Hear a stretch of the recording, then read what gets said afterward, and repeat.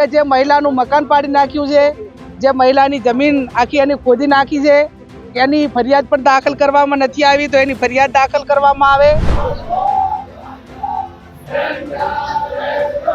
માણસ જાય તો ક્યાં જાય કે કોઈ ઘટના ક્રિમિનલ બની હોય તો એ પોલીસ તંત્ર પાસે જાય, કોઈ માગણી હોય તો વહીવટી તંત્ર પાસે જાય। જ્યારે રક્ષકો જ્યારે બક્ષક બની રહ્યા છે ત્યારે ક્યાંક ને ક્યાંક લોકોને ના છૂટકે આજે ધરણા ઉપર આવવું પડ્યું છે। સત્ય છે અંદર દટાઈ દીધું છે ને ખોટું ઉપર લાવ્યું છે ને અર્જુનભાઈ ને પોતે પણ આ વહીવટી તંત્ર ને વન વિભાગ કદાચ ગેરમાર્ગે દોરતા હશે, એના અનુસંધાને અમે અહીં બેઠા છે।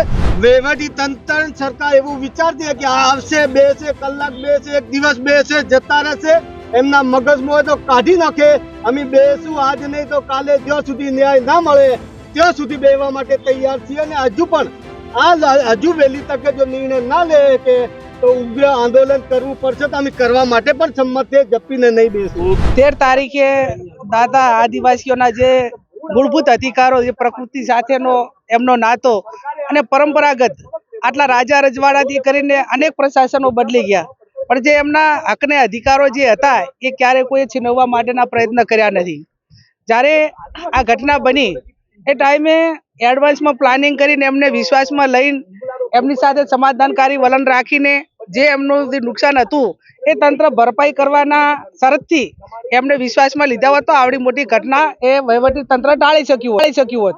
પણ ક્યાંક ને ક્યાંક સમગ્ર દેશમાં અને સમગ્ર જિલ્લામાં પોલીસ એ એમનું સાધન છે તમામ પ્રકારમાં, અને એના કારણે નિર્દોષ પોલીસવાળા પણ હોય અને સરકારના ઉપલા અધિકારીઓના કારણે, વહીવટી તંત્રના સરકારના દબાણના કારણે એમને આવી જે જગ્યાઓ હોય એમાં સંઘર્ષમાં એમને જવું પડતું હોય છે।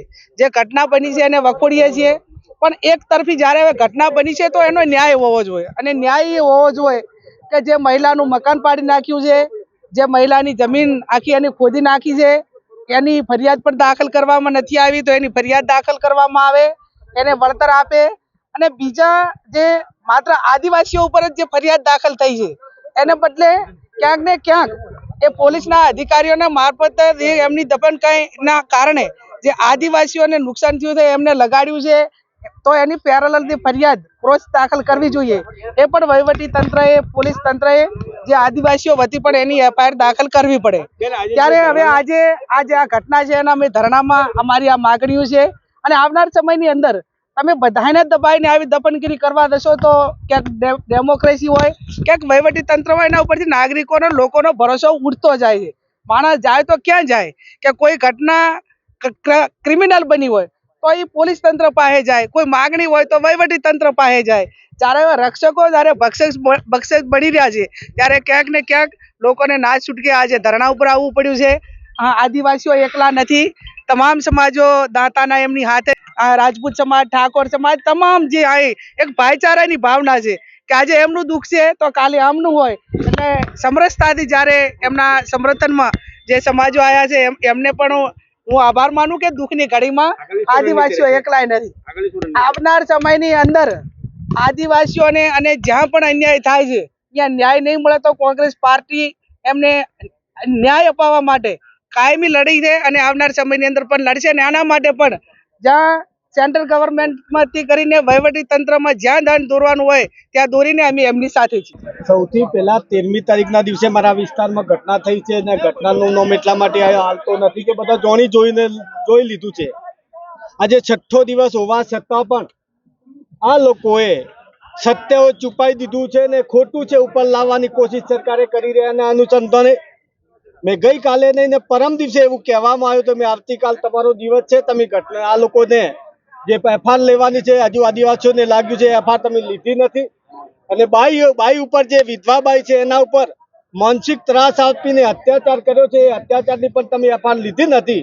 એટલે આવતીકાલ માટે તમારો દિવસ છે ને પરમ દિવસે ગુરુવારના દિવસે નહીં કરશો તો પોતે એસડીએમ કચેરી ધરણા ઉપર આ વિસ્તારના તમામ વસ્તી સાથે હું ધરણા ઉપર બેસવાનો એવું મેં એન્ટીમાં પણ આપી દીધું હતું, પણ આ મેઘીને બુરી સરકારે આજ તારીખ સુધી એ બાઈની ફરિયાદ લેવામાં નથી આવી। એ આદિવાસીઓને જે લાગ્યું છે એને દવાખાને નહીં લઈ ગયા, એ લોકોને આજ તારીખ સુધી એમની કોઈ એફઆઈઆરમાં લેવામાં પણ નથી આવી। એના અનુસંધાને અમે આજે આયા બેઠા છીએ.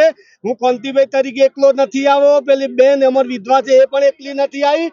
બનાસકાંઠાના સર્વે અમીરગઢ હોય, દોતા હોય, હરાદ હોય, સાબરકોઠા હોય, પોશીના હોય, ખેડબ્રહ્મા, દરેક વિસ્તારના હજુ તો આટલા જ છે. હજુ અમે આ ઉત્તર જે પૂર્વ પટ્ટી કેટલા જ છે.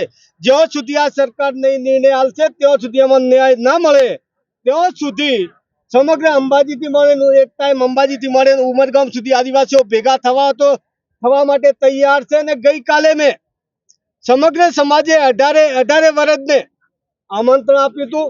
ને આજની તારીખની અંદર એકલા આદિવાસી નથી આયા, એકલા આદિવાસીઓને મુશ્કેલી નથી. અંબાજી આજુબાજુ જે રહેતા તમામ જાતિના જે લોકો છે એ લોકોને કાયમી માટે હેરાન કરવામાં આવે છે.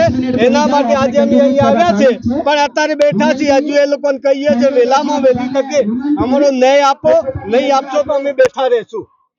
કાંતિભાઈ, અર્જુન મોઢવાડિયાનું કેવું છે કે એ જગ્યા ઉપર કોઈ માંગણી નથી કરી, કોઈનો ક્લેમ છે નહીં. અર્જુનભાઈ એટલે મોઢવાડિયા પોતે વન વિભાગના મંત્રી છે. એમને પણ અહીંયા જે જગ્યા ઉપર જે ખોટું કરી રહ્યા છે, સત્ય છે અંદર દટાઈ દીધું છે ને ખોટું ઉપર લાવ્યું છે. ને અર્જુનભાઈને પોતે પણ આ વહીવટી તંત્ર ને વન વિભાગ કદાચ ગેરમાર્ગે દોરતા હશે, એના અનુસંધાને અમે અહીં બેઠા છે.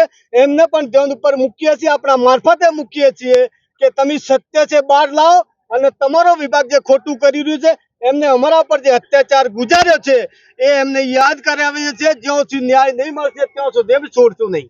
આજે તમને ન્યાય નહીં મળે, આજે કોઈ તંત્ર સાથે વાર્તાલાપ નહીં થાય તો પછી તમે આજે શું કરશો? બિલકુલ અમારું આ પહેલું પગથિયું છે.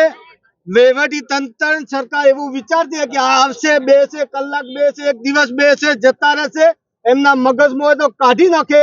અમે બેસું આજ નહીં તો કાલે, જ્યાં સુધી ન્યાય ના મળે ત્યાં સુધી બેસવા માટે તૈયાર છીએ. અને હજુ વહેલી તકે જો નિર્ણય ના લે કે તો ઉગ્ર આંદોલન કરવું પડશે તો અમે કરવા માટે પણ સંમત છે, જપીને નહીં બેસું.